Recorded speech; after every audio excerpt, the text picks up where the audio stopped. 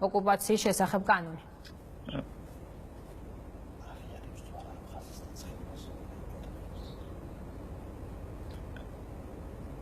Дело в том, что საქმე არის ამაში, რომ არ არის ოფიციალური ლაპარაკი საქართველოს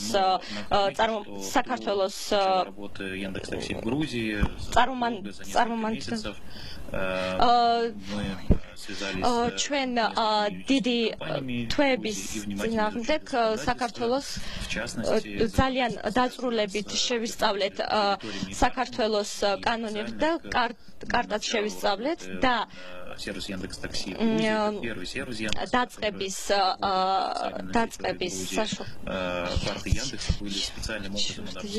სპეციალურად იყო Яндекс Taxi სპეციალურად იყო შესწავლილი საქართველოს კარტაც იყო შესწავლილი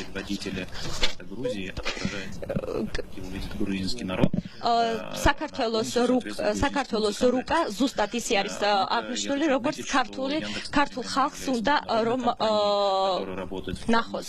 მინდა აღნიშნო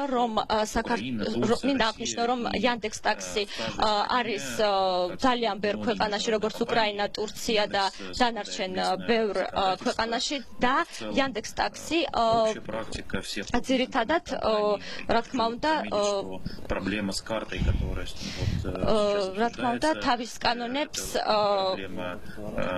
იცავს და საქართველოში რაც პრობლემა არის მართლა ეს პრობლემა ზუსტად საქართველოში აღნიშნა компания Google, которая представляет крупнейший в мире, по-разному отображает карты.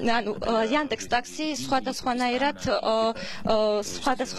რუკას აჩვენებს როგორც ინდოეთისთვის, ასე პაკისტანისთვის. პრობლემა არის, მაგრამ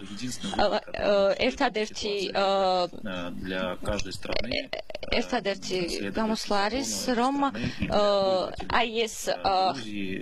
აი ეს კანონი ჩვენ დავიცავოთ ყველა ქვეყანაში, სადაც ვიყავთ. და ჩვენ ეგრე ზუსტად ვაკეთებთ.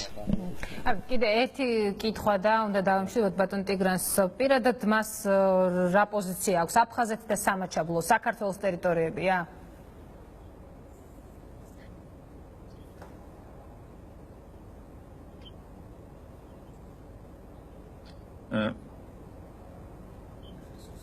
Признаюсь, я лично абсолютно политичен и очень პოლიტიკური ვარ და ძალიან ვნერვიულობ. в мире страны по некоторым вопросам не могут договориться и существует вот такая проблематика. Я бы хотел, чтобы таких проблем не существовало бы. მე არ მინდა რომ სოფლიოში იყოს ეგეთი პრობლემები და სპეციალურად არა ვარ ეგეთ საკითხებზე